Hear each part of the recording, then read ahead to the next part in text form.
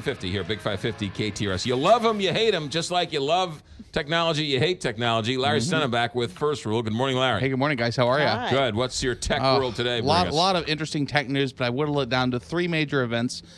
First and foremost, I'd be remiss if I didn't mention Google's major yearly event was yesterday.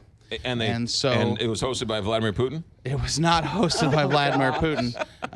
But it was interesting. I watched the whole conference. It was very, very interesting. They announced lots of products, including their new Pixel phones, which are their top-end Android phones that are real competitors. Okay. Notice they made the launch a couple weeks after Apple to make sure they could top them on every category, just so that, right. From a marketing perspective. Tit for tat. I'm more of an Android user than an iPhone user. I'm more in that ecosystem. So I've already ordered the new phone for me personally. It's going to be my new phone. When it's here, I'll be sure to share it with you guys. But my suggestion I generally tell people is that if you are already entrenched in the Apple ecosystem, you have stuff in iTunes, there's probably not a reason for you to move from it. That's one of Apple's kind of strategic advantages. They've got you almost captive. Right. And, if that's what you're used to, then I think it's not for you. But if you're an Android user, and I think these are something for you to look at. You can buy them directly from Google or from Verizon, but you can buy them from Google Unlocked. And the nice thing about that is that you pay once, and you have no contract at all. You can go to AT&T for a couple months. You can go to Verizon. You can switch. Oh, that's and nice. you don't have to. You're not paying a hidden charge. And actually, while the phone might cost, I think it's cost $649 for the Pixel 2 and then $849 for the bigger Pixel XL. Right. That's still cheaper than most phones because they just hide it in the amortized cost every month. Yeah. Huh. So really interesting. They also had new Chromebooks, the Nest security system that we talked about a couple weeks back. All of that rolled out. By the way, since then, Ring, the people that make the doorbell, have launched their own set of cheaper security systems for the house and interactability. So I think if you're looking to modernize your house, it's a good way to do it, and that it's only going to get cheaper and cheaper. So neat all the way around. Really good, interesting event. All right, hold on. What's the Home Mini? What was that one? So, they have the Google Home that you can talk to. It's the Amazon Echo competitor. Right. Well, Amazon came out with little small dots that only cost $49. Oh, like the Amazon like dots. So in order to be competitive, Google released the exact same thing, like a puck-sized version of Google Home for $49. Gotcha. Okay. It's just getting cheaper and better. All right. Yeah. So, really interesting event. Now, let's move on to something a little more fun. SpaceX, always in the news. Yes, Elon right here in Musk. St. Louis. And so here's what their new idea is that they've got all these expensive rockets that they can go to Mars with, but maybe we can use them home here on Earth as well. So they've got a concept where they can use their self-landing rockets, but they have a specific pod. And so here they're showing people from New York going out on a ferry to a little floating one of these pods, getting on a rocket and going to Shanghai in 39 minutes. What? You can go anywhere. This system that they're planning, you can go anywhere on the planet in under an hour. And most all long trips, say New York to Shanghai, LA to London, are 30 minutes or so. Because they go into the atmosphere and they come down. Arc up and then go real fast. Top speed about 27,000 kilometers an hour. LA to London is 32 minutes. And again, New York to Shanghai is 39 minutes. How long would it be from New York to LA?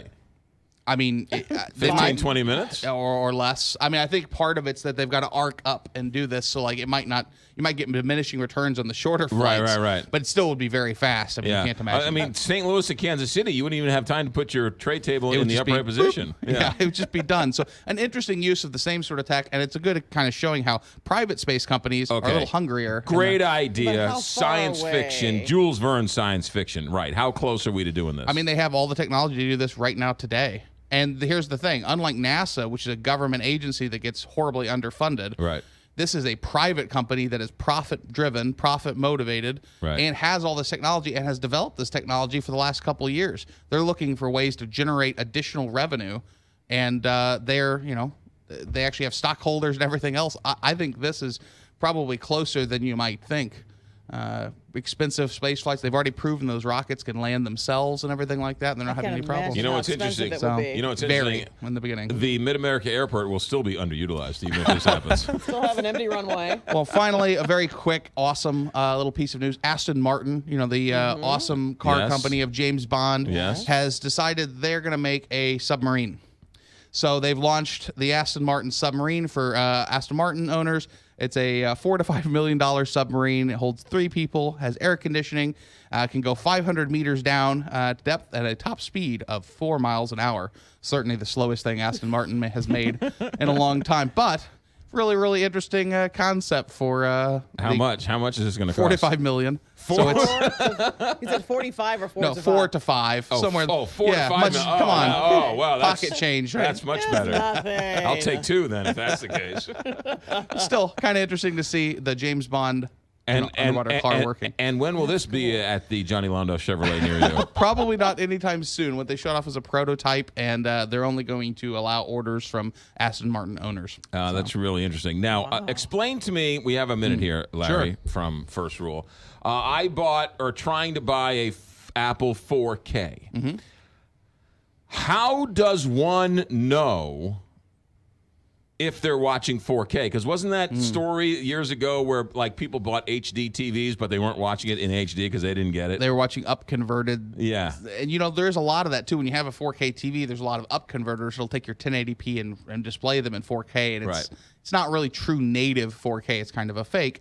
Really, you just have to make sure you have to look on the box and make sure it says 4K. Make sure you got the deal. And when you're on a 4K input on your TV, like generally as soon as you turn it on in the top right corner, generally speaking, it'll say the resolution, whether it's 1080p, 4K. Right. And you just have to make sure as long as that shows the proper res, then you're probably good. And then you have to look at your source medium actually being 4K. So the argument is that there's not a lot of, because before Apple TV, and I don't know if Roku's 4K, but it's hard to get 4K because people aren't broadcasting in 4K. That's true. A lot of the content took a lot of time to catch up. I'd say the place I see the most 4K television is actually YouTube.